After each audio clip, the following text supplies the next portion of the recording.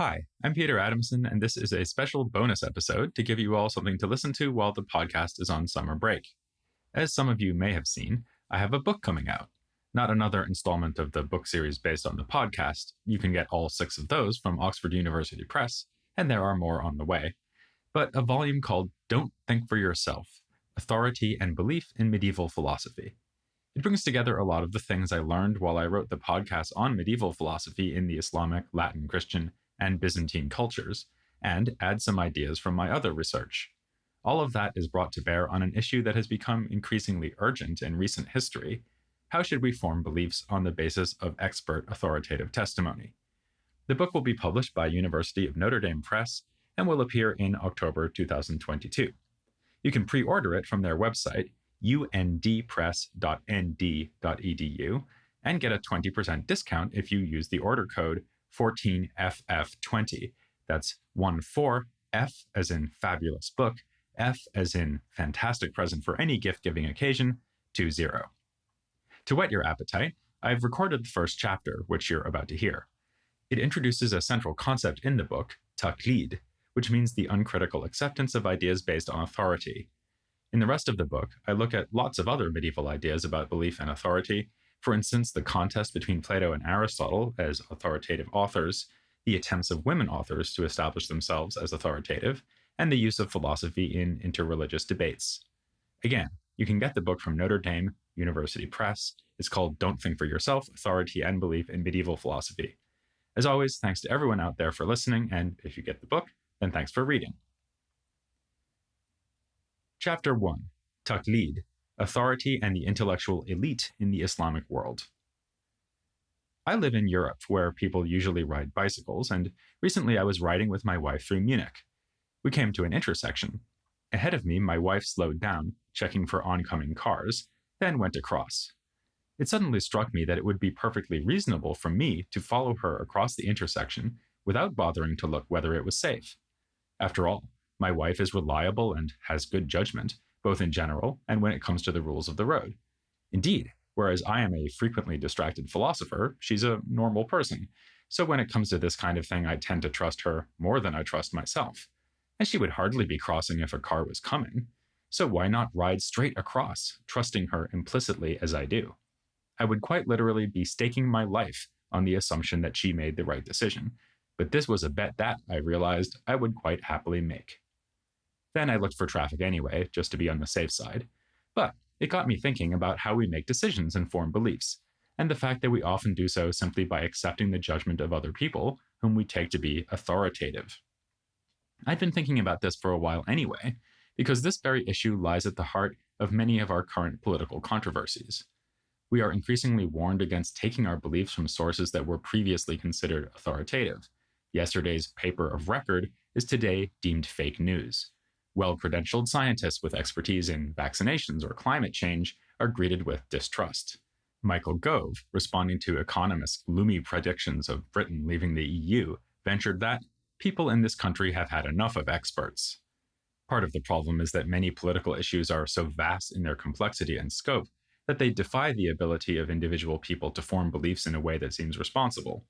How many of us understand enough about the atmosphere to have a reasonably informed personal opinion about climate change, never mind being in a position to critically evaluate what climatologists might say? On this and many other issues, we are apparently in the politically and epistemologically uncomfortable position of choosing whose opinions we should blindly accept. What I want to show in this book is that we can learn something about blind acceptance and how to avoid it from a surprising source: medieval philosophy. Surprising because medieval philosophers have a reputation for forming their beliefs in the most uncritical of ways, bound as they were by authority, locked into inflexible worldviews by their theological commitments, and threatened with institutional sanction, or worse, if they dared to step out of line. I will implicitly challenge such assumptions in this book, but that is not so novel. No expert in the field would today accept this description of the medieval mindset as slavish and merely imitative. My main point will be a different one, namely that medieval philosophers engaged in explicit and productive reflection on this very question of when and how one might responsibly form one's beliefs based on authority. I am going to cover quite a lot of territory, both chronologically and geographically. I will highlight authors and texts from the end of late antiquity in the 5th century or so down to the European Renaissance in the 15th and 16th centuries, with occasional forays even later than that. The scope of the book will thus cover what one leading scholar of the field, John Marenbaum, likes to call the Long Middle Ages. Furthermore, I'm going to look at three distinct yet closely interconnected medieval cultures. Some of what I will say concerns Latin Christendom, which is the more familiar terrain for many readers, but I will also talk about intellectuals in the Greek-speaking Byzantine Empire and in the culture to which most of my own research has been directed, the Islamic world. There will be Christians there too, as well as Jews. But in this first chapter, I want to focus on a concept that has its original home within Islam itself, and more specifically in methodological debates that raged between Muslim scholars of law and theology. These scholars did us the favor of finding a single word to describe the phenomenon I am interested in: taqlid. This word is often translated as imitation, uncritical acceptance of authority, or blind following. It comes from a verb, qallada, meaning to gird or hang something upon the neck, for instance, a necklace placed on a sacrificial animal. Fairly early in the Islamic legal tradition, perhaps in Iraq around the end of the 8th century, it came to be used for reaching judgments on the basis of someone else's authority. Someone who practices taqlid, in Arabic a muqallid, has not personally reflected as to whether the judgment in question can be grounded in the sources of Islamic law, namely the Quran and the Hadith, or collected reports of the sayings and deeds of the Prophet. Such reflection is called ijtihad, meaning effortful exertion. It relates to the well-known Arabic word jihad. And someone who performs ijtihad is a mujtahid. This terminology was, as I say, first used in legal contexts, but it quickly became important for theologians too, who began to debate the very question I have just been raising. Is it all right to form one's beliefs, notably one's religious beliefs, just by following apparently reliable authority, hence by engaging in taqlid? Or do we have a responsibility to perform ijtihad? As we might put it, should we really try to think for ourselves? In addition to suggesting that medieval Muslim thinkers had useful insights about this question, I want to suggest an even more surprising historical thesis. Some readers may already have been thinking, when I mentioned the typical prejudices about medieval thinkers, that these prejudices would not apply to at least a handful of philosophers from the Islamic world. These were figures I like to think of as the Aristotelian avant-garde, men like Al-Farabi, Avicenna, and Averroes, who thought that all important beliefs could be established by pure reason. They accepted the religious teachings of Islam, but emphasized that these teachings were ratified and ultimately explained by Aristotelian philosophy. For them, religion was really just a less technical presentation of fundamental philosophical truths, in a form that could be appreciated by non-philosophers. With this, the Aristotelian avant-garde espoused a rationalism more radical than we find in practically any thinker of medieval Christendom in either the Greek or Latin spheres. In Arabic, these Aristotelians were often referred to as falasifa, from falsafa, which is of course just a loan word from Greek based on philosophia. Some have exalted the falasifa as the only true philosophers in the Islamic world, and perhaps in any medieval culture, precisely on the grounds of their unabashed rationalism. But ironically, the elitist rationalism of the falasifa was itself an inheritance from the Islamic legal and theological tradition, or so I shall argue. It was by transposing the legal and theological concepts of ijtihad and taqlid to the context of Aristotelian philosophy that the falasifa were able to articulate their own self-conception as independent thinkers who followed reason wherever it might lead. Let us return then to the debate over taqlid within Islamic law and theology. Perhaps the most important figure in the beginning of this debate is Ash-Shafi'i, the founding figure of one of the four major schools of Islamic law. Ash-Shafi'i is well known for his endorsement of rational method in law, which would allow for standardization of legal practice across the enormous Islamic empire. With this, he ushered in a new phase of jurisprudence, in which the judgment of a class of trained experts would replace more informal legal customs, which might differ from one place to another. A well-known example of the methods he proposed is analogy, where the ruling in a clear case is transferred to an unclear case because the second case is relevantly similar to the first. For instance, if wine is explicitly forbidden, by analogy, whiskey is also forbidden because it is intoxicating, just like wine. Ijtihad could include the use of analogical reasoning, but should not be identified with this or any other particular rational method. It is the use of any such method to arrive at an independently derived legal opinion, rather than uncritically accepting the judgment of others, which of course is taqlid. Ash-Shafi'i himself does not always use the term taqlid in a pejorative sense. It is good and proper to be a muqallid when it comes to following the Prophet and his companions. But he thought that any jurist worthy of the name should be willing and able to perform ijtihad, which he deemed necessary because earlier legal scholars had often disagreed or simply offered decisions without any accompanying basis. As Ahmed al-Shamsi has written, whatever reasoning prompted such earlier opinions was a black box and could not be a basis for further jurisprudence. Ash-Shafi'i's followers were even more forthright in their critique of taqlid, which for them came to have an exclusively negative connotation. This forced them to explain how they could indeed be followers of Ash-Shafi'i himself, a rather ironic project that calls to mind the scene in Monty Python's Life of Brian, in which Brian instructs his deluded followers, "You've got to think for yourselves, you're all individuals," at which point they all shout, "Yes, we are all individuals."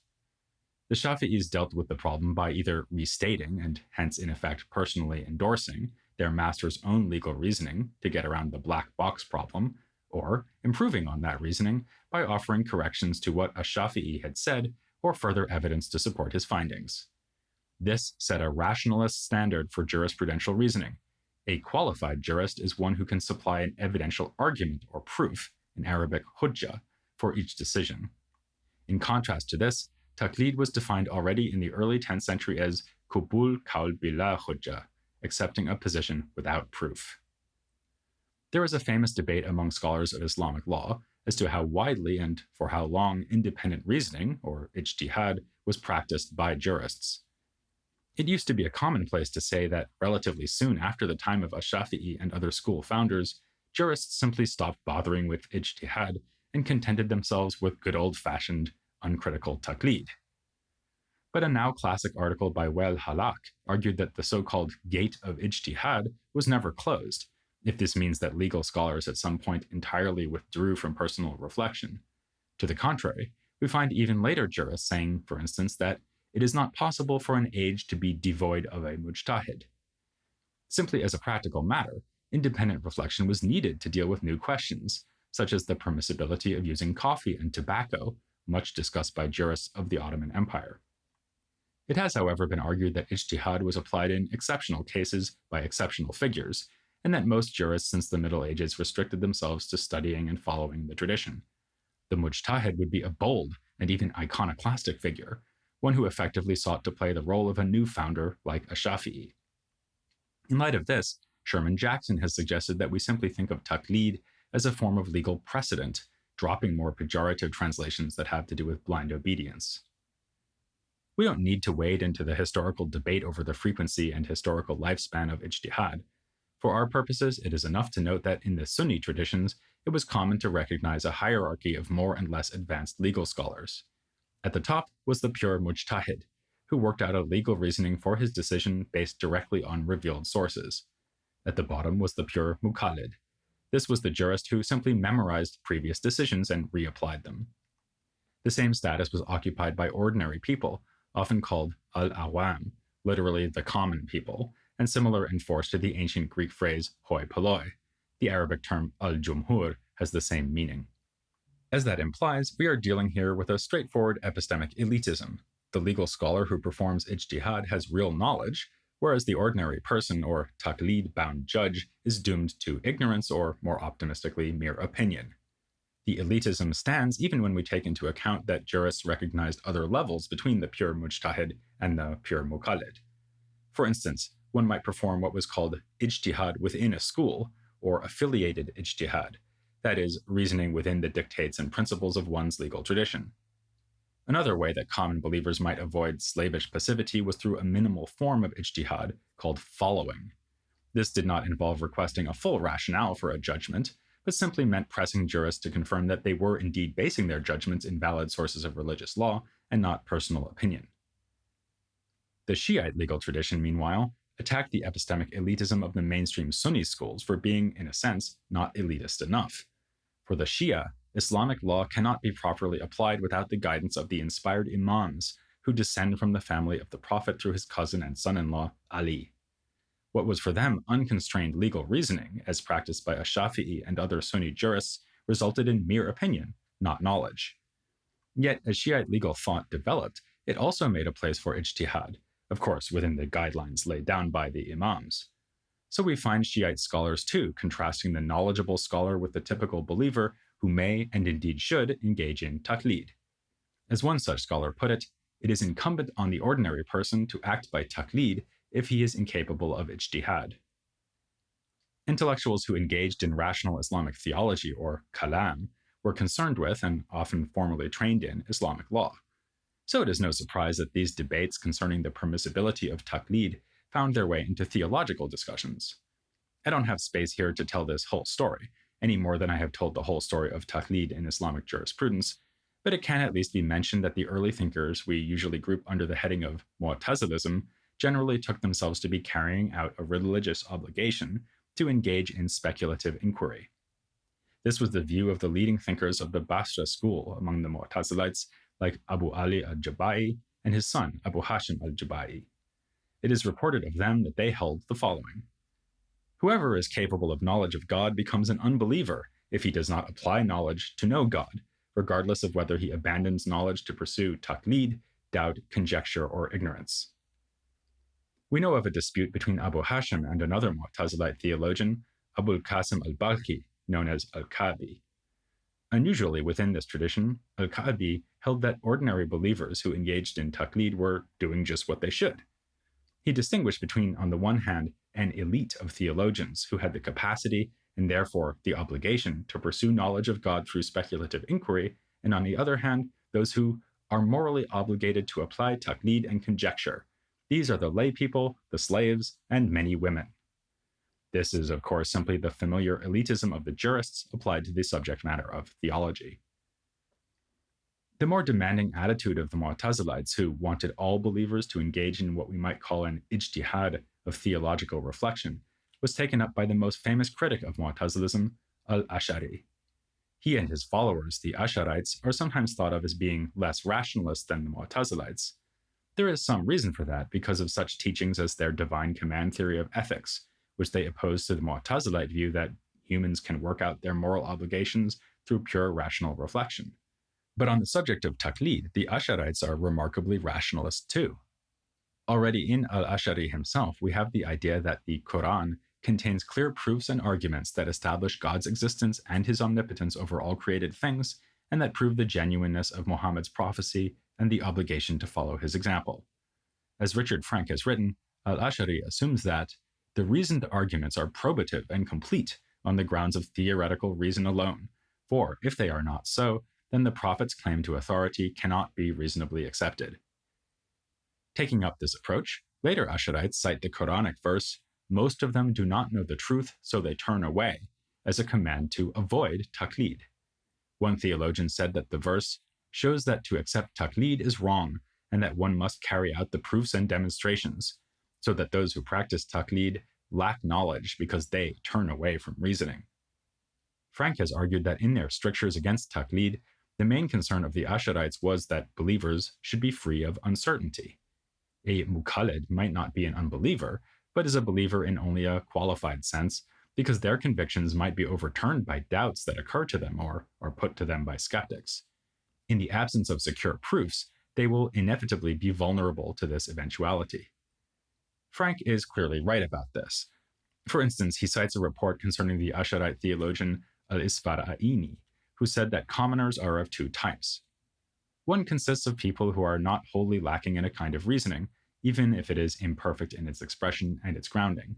Such people are truly believers and, in the proper sense, have knowledge.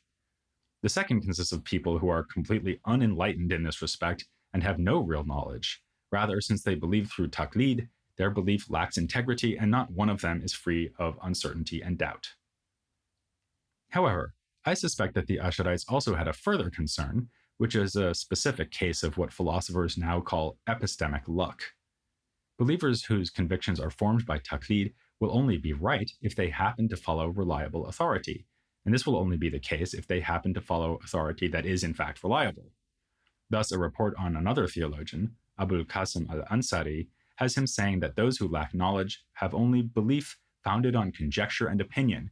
If they are right in what they believe by an unreflected acquiescence to the truth, and if they fail to grasp the truth, they are in error and deviate from the truth. We saw that the jurists qualified their legal elitism by distinguishing between levels of taqlid, with one or more middle positions between outright taqlid and fully independent ijtihad.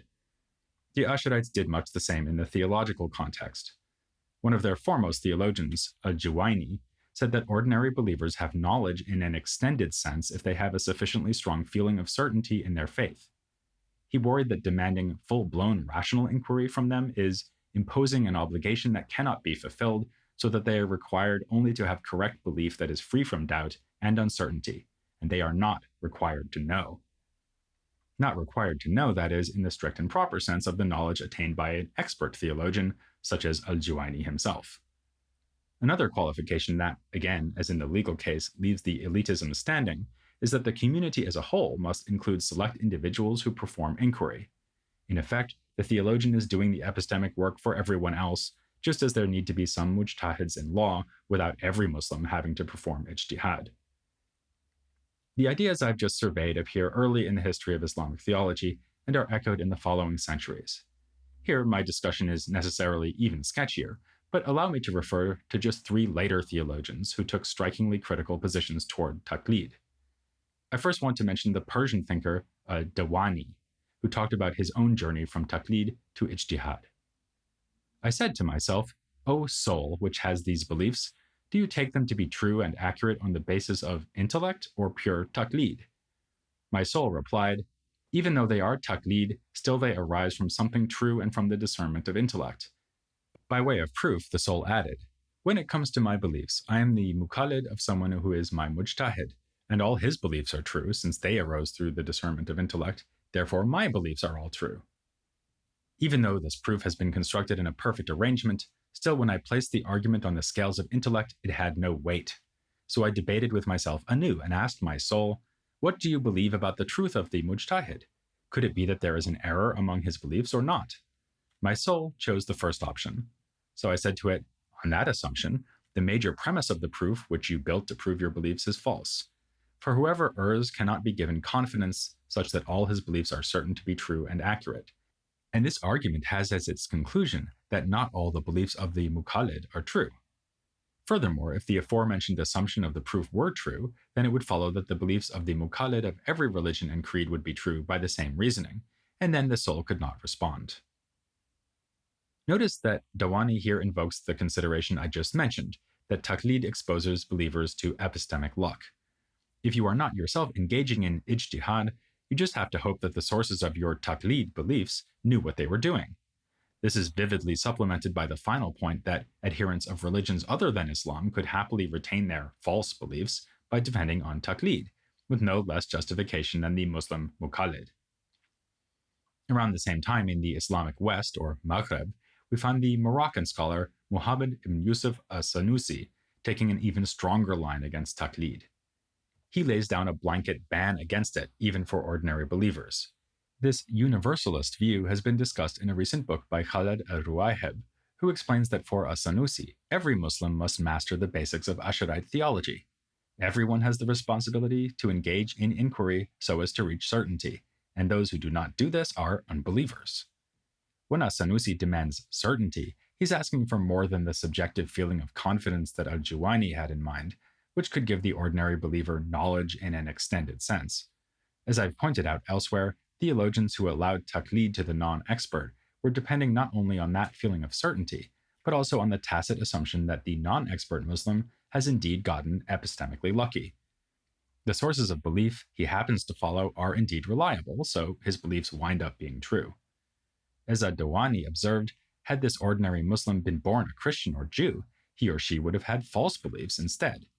You can see why that would not be enough for as-Sanusi. He wants believers to do more than feel confident in believing something that is, fortunately for them, in fact true. Believers must go through arguments that establish the truth of their beliefs. Their feeling of certainty must be earned and well justified. Sanusi was an extremely influential figure, whose works were received, among other places, in sub-Saharan Africa. One short work of his is still taught in modern-day Nigeria, and in the centuries after his death there were commentaries written on his works in Fulfide. The esteem in which he was held is exemplified in one story circulating about him. A member of his circle found himself unable to cook meat because mere acquaintance with a Sanusi made fire ineffective, the point being that his associates were guaranteed to avoid burning in hell. His intellectual legacy included teachings on taqlid by African scholars, such as the 17th century Fulani theologian Muhammad al-Wali al-Maliki, based in what is now the country of Chad. Like as-Sanusi, he held that there is a universal responsibility laid upon all Muslims to avoid taqlid and become acquainted with argumentative proofs for their beliefs about God. As Dorrit van Dalen has pointed out, this general demand was, in a way, an attempt to assert the standing and importance of the scholarly elite. Scholars should provide guidance to common believers by showing them, for instance, that the Quran contains proofs of God's existence and omnipotence. Van Dalen tells the story of a West African town called Sijil Masa, where ordinary citizens were quizzed to see whether they could answer philosophical questions about the oneness of God. In that sort of context, theologians would have as reliable a function in society as the driving instructors, without whose help you aren't going to get your license. This is an important point. As was noted by early followers of al-Shafi'i, avoiding taqlid does not imply that you actually do everything on your own, with no help. It is consistent with taking advice, what was in a legal context called consultation, so long as the person who receives the advice understands the reasoning according to which the decision has been reached. In this sense, even theologians who took the universalist view that all Muslims should ground their belief in rational understanding typically had a very elitist position. When the early Mu'tazilites al-Ash'ari and his followers, as-Sanusi or Muhammad al-Wali, said that every believer should do a bit of theology, that is what they meant, a bit of theology, enough to give them a secure, well-justified confidence in the fundamentals of their religion. As expert theologians, these same figures would have seen themselves as occupying a much higher level of rational understanding. And that goes double for theologians who, in a more condescending fashion, advise that ordinary believers avoid independent inquiry entirely. One theologian who had this sort of view was the great Asharite theologian, philosopher, and mystic al-Ghazali. He was a student of al-Juwayni, who, to quote Richard Frank again, held that real knowledge is the property of a small elite who are capable, on the basis of their own insight and ability, of independently working out the rational demonstrations of the truth of their belief against any conceivable difficulty or counter-argument. Along the same lines, al-Ghazali reserved inquiry for the few and prescribed pure taqlid for the many. In yet another version of that hierarchy we saw in the context of Islamic jurisprudence, he distinguished between true scholars who have knowledge and genuine certainty, theologians who attain some rational understanding but still accept many things in religion on the basis of authority, and ordinary people who never get past taqlid. He did concede that some few might rationally grasp the basic principles of Islam on the strength of convincing arguments found in the Quran, as already proposed by al-Ash'ari, but generally al-Ghazali thought it was not a good idea for most people to indulge in speculation. In fact, he wrote an entire work that was dedicated to discouraging common folk from engaging in theology. Its pursuit would as likely lead them astray as bring them to better understanding. As Frank Griffel has written, for al-Ghazali, in the case of the ordinary people, taqlid is not only tolerated but welcomed, since an acquaintance with independent thinking would run the risk of having this group of people fall into unbelief. In al-Ghazali's most famous work, The Incoherence of the Philosophers, he aims the weapons of the taqlid debate on an unexpected target, the falasifa. These self-styled philosophers claim to be outdoing the theologians in the use of reason, as we'll see in a moment. But for al-Ghazali, they were just engaging in taqlid with different sources. Instead of blindly following a legal scholar, theologian, or even a prophet, they chose to follow Aristotle. Here we have an example of being epistemically unlucky. Just as ordinary Muslims have epistemic luck insofar as their taqlid leads them to embrace genuine truths unreflectively, so philosophers accept whatever the Aristotelians say on the basis of their authority and wind up embracing falsehoods instead. In particular, they come to hold three beliefs that qualify as outright unbelief: that the universe is eternal, that God knows universals and not particulars, and that the afterlife is purely immaterial with no resurrection of the body. This is the charge sheet laid against the falasifa in The Incoherence. Actually, only the first of these three teachings, the eternity of the universe, is explicitly present in Aristotle. The second one about God's knowledge is distinctive of Avicenna, though based on Aristotelian premises. The third can also be ascribed to Avicenna, but is really a more general Platonic commitment pervasive in philosophy, starting with late antiquity. But no matter. Al-Ghazali's point, and his accusation, is that the falasifa cannot prove these things. How could they, since they are false? So they have been led to believe them through taqlid, rather than a reliable reasoning process.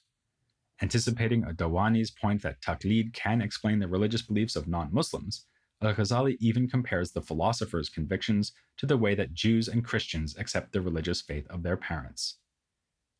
If Al-Ghazali is the most famous critic of the falasifa, then Averroes would be the most famous critic of Al-Ghazali.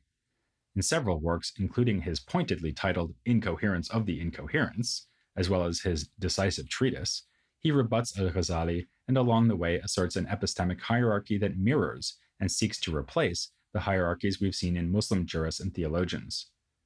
In doing so, he is taking up an earlier rationalist theory of philosophical supremacy offered a couple of centuries earlier by Al-Farabi. As explained in a recent study by Feril Bouhafa, Al-Farabi's Book of Religion argues that Islamic law is subordinated to philosophy, in particular to ethics. As Bouhafa puts it, Al-Farabi requires merely that the jurist hold correct beliefs and possess the virtues of his religion. The jurist's role is to accept the judgments laid down by the religion's founder and his successors, if any. In the case of Islam, these would be the Prophet Muhammad and the 4 rightly guided caliphs, and then to apply these judgments to new or unclear cases, thus dealing with particulars rather than reaching universal determinations about human conduct. Similarly, the theologian is someone who deals with theoretical issues at the level of mere beliefs, without having true understanding. In both the practical and theoretical spheres, such understanding is reserved for philosophy, which provides knowledge at the level of necessary and universal proof, which is dignified with the title demonstration, in Arabic burhan. Al-Farabi thus states that all the excellent laws fall under the universals of practical philosophy, while the theoretical beliefs in the religion have their demonstrations in theoretical philosophy. Al-Farabi assumes that very few people will be in a position to understand these issues at a philosophical, that is, demonstrative level. So most adherents to a religion will have to embrace it at the level of mere belief, just like the jurists and the theologians.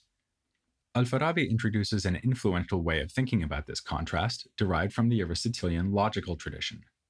Whereas philosophers grasp things at the level of demonstration, everyone else grasps them at the level of dialectic and rhetoric. To put it in another way, philosophers are in possession of proofs constructed in accordance with the strictures laid down in Aristotle's posterior analytics, and normal people hold their religious convictions having been persuaded by the sort of discourse analyzed in Aristotle's Topics and Rhetoric. As Al-Farabi puts it, dialectic provides strongly held opinion concerning the things for which demonstration provides certainty, or most of them. Rhetoric persuades about most of the things that are not such as to be demonstrated or the subject of dialectical inquiry. The excellent religion does not then belong only to philosophers, or to those who are in a position to understand things that are only discussed in a philosophical way. Rather, most of those who are taught and instructed in the beliefs of the religion and accept its prescribed actions are not in that position, whether this is by nature or because they are too busy for it.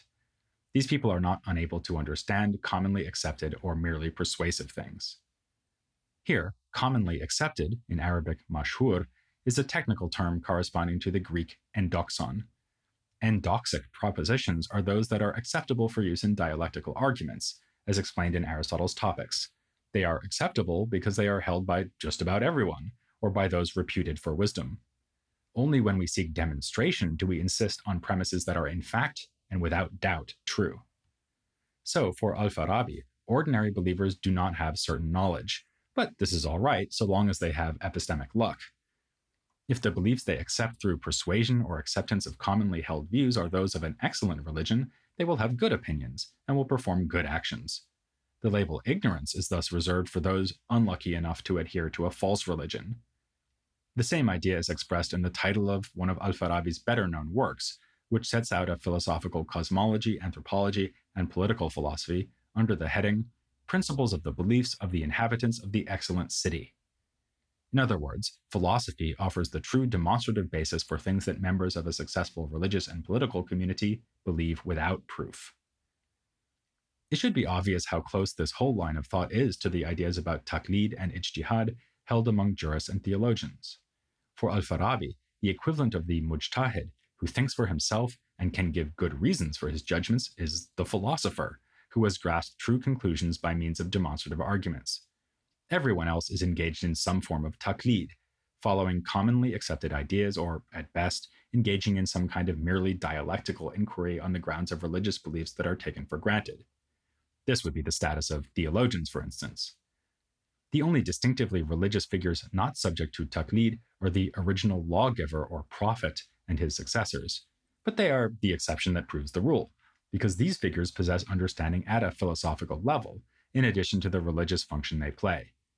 In the case of the prophet, perfect intellectual understanding is fused with the capacity to represent philosophical truths in a rhetorically persuasive way that will successfully induce taqlid in his religious followers, this being the function of revelation. Al-Farabi thus accepts wholesale the epistemic hierarchy of the elite Islamic scholars, albeit with new labels drawn from the Aristotelian tradition. But he denies that the scholars of Islamic law and theology are the true elite who are capable of engaging in independent reasoning. That status is reserved for the philosophers. For a more elaborate statement of this philosophical version of epistemic elitism, we can turn to Ibn Rushd, called in Latin and English Averroes. As a practicing Muslim jurist, he was certainly well acquainted with ideas about ijtihad and taqlid. In fact, his own grandfather, also named Ibn Rushd, explicitly set down a hierarchy of scholars within the Maliki legal school in three groups. First are those who practice taqlid of Malik and his followers by just memorizing and repeating their opinions. Second are those who accept Malik's authority and can determine what is consistent with the school's teachings, but still cannot issue rulings on novel cases. This corresponds to what we already saw under the heading of ijtihad within a school. Third are the elite, who understand legal methods and can issue novel opinions. In a legal treatise of his own, the famous Decisive Treatise, Averroes takes up the question of the status of philosophy in Islam. He boldly argues that philosophy is not just permitted, but actually obligatory for those who are in a position to pursue it, those who are not, in Al-Farabi's words, prevented by nature or because they are too busy for it. With equal boldness, Averroes goes on to contend that it is the philosophers who are in the best position to understand the true meaning of the Quranic revelation. They alone have independent access to the truth through demonstrative reasoning. Since the Quran is true, and truth does not contradict truth, their demonstrated conclusions can be used as a kind of check or constraint on possible interpretations of Scripture. These aspects of the Decisive Treatise are well known. Less commonly discussed is the parallel Averroes draws between law and philosophy. He is here a jurist writing for other jurists, so it makes sense for him to argue along the following lines. If the study of jurisprudence is licit or even encouraged within Islam, then philosophy is as well. For example, one cannot argue against philosophical activity on the grounds that it is an innovation, because the Prophet's immediate followers did not pursue it. After all, those early followers did not do jurisprudence either, and no one infers from this that jurists are doing anything un-Islamic. Indeed, the scriptural support for studying the law would provide even stronger support for studying philosophy. As he says, "When the jurist deduces from God's statement, may he be exalted, 'Reflect, you who have vision,' the obligation to know juridical argument, how much more worthy and appropriate is it for someone who understands God to deduce from this verse the obligation to know intellectual argument?" Among these parallels between law and philosophy, the most important for our purposes is that the philosopher is, like the independently minded jurist, entitled to engage in independent reflection. Averroes cites a famous hadith, often brandished by defenders of legal ijtihad, to the effect that the jurist who engages in ijtihad and reaches an independent judgment is rewarded twice if the judgment is correct, and once if he gets it wrong. Averroes then adds, "But which judge is greater than the one who makes judgments about being? This judge is, of course, the philosopher." Following the lead of Al-Farabi, Averroes sets up an Aristotelian version of the legal hierarchy recognized by his own grandfather and other jurists. At the top are those who engage in demonstration, then those of the dialectical class, who work with non-demonstrative arguments, and finally ordinary people, who just believe by being persuaded through a combination of rhetoric and dialectic.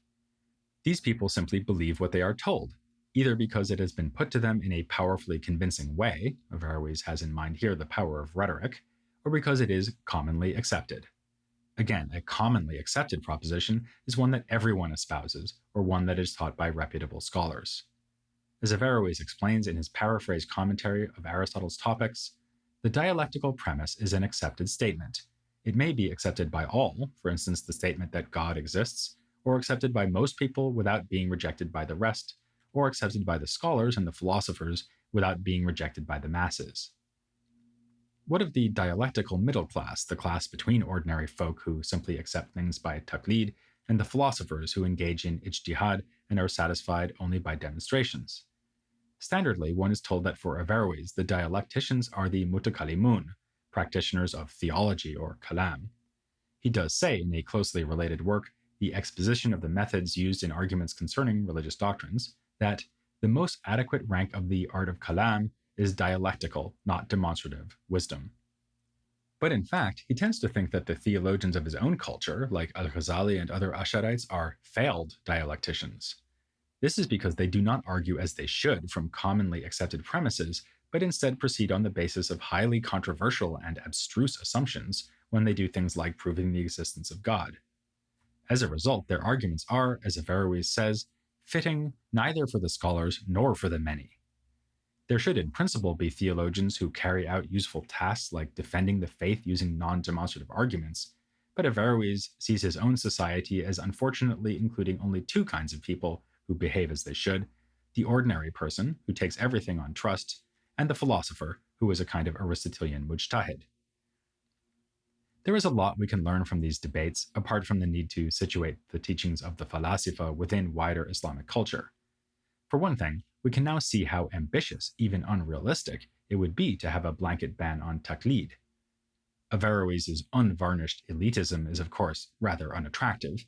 He envisions a tiny handful of knowledgeable experts surrounded by a huge mass of blind believers, a conception typical among the falasifa and also finding many adherents among theologians and jurists. It may have seemed more plausible in a time when most people were not even literate, and when half the population, the female half, was in any case typically assumed to be incapable of serious scholarly reflection, even if women did belong to the social and economic elite. Still, unattractive or not, the elitist position was not put forward without good reason. If the alternative to taqlid is to figure out everything for yourself, then how many people will be in a position to avoid taqlid? You might be an expert in particle physics, economics, the plays of Shakespeare, or the history of philosophy, but you're unlikely to have expertise in all four. Even if you were, there would still be plenty of other fields where you would lack even rudimentary understanding. We might therefore propose that ijtihad should be limited to only the most important issues, or that as a community we should engage in division of labor. Again, the Islamic juridical tradition anticipated both moves. Those universalists who spoke out against taqlid wanted all believers to understand just a few central religious topics, not particle physics or Shakespeare. When it came to more advanced legal reasoning, it was also admitted that a jurist might be an expert mujtahid in one area of the law, but an obedient muqallid in another, just as today, divorce lawyers are not usually criminal attorneys as well. But there are aspects of the Islamic legal tradition that should make us wary of even localized ijtihad. A point forcefully put by defenders of legal precedent was that individual judgment, even when practiced by trained experts, is liable to go astray. A much discussed example was the case of arriving in a city and wanting to know which direction to pray so as to face Mecca. Would it really make sense to work this out for oneself, rather than just adopting the local practice followed by thousands of people? As one jurist put it, it is extremely unlikely that they could have made a mistake that could be rectified by the reasoning of one person. And indeed, the perils of ijtihad are plain to see. In the Islamic tradition, it has often been fundamentalists who adopted a universalist posture and polemicized against taqlid. Proceeding from the plausible assumption that individual believers are responsible for their own piety, these fundamentalists have rejected the edifice of legal and religious learning in favor of returning to a direct engagement with the revelation and evidence about the Prophet and the earliest generations of Muslims. Epistemically speaking, this is the equivalent of political movements in the United States or Europe that encourage their followers to abandon traditional news sources, academic opinion, and the like. The more sweeping the rejection of taqlid, the worse the results. It's what Sandy Hook conspiracy theorists like Alex Jones have in common with Salafi Islamists. A more refined approach to the problem of taqlid would not require being a mujtahid for each and every topic we care about, or if this is too difficult, instead blindly following the nearest authority at hand, thus surrendering to the vagaries of epistemic luck. What we need is a better account of how to form one's own views while realizing that one is dependent on the expertise and authority of other people. As the historian Mary Beard recently observed, the recognition of complexity and difficulty is not an admission of defeat, it is treating a complex problem with the respect it deserves. Doing this well means depending on authority in an intelligent and discerning way, which is a big part of being a responsible believer and responsible citizen.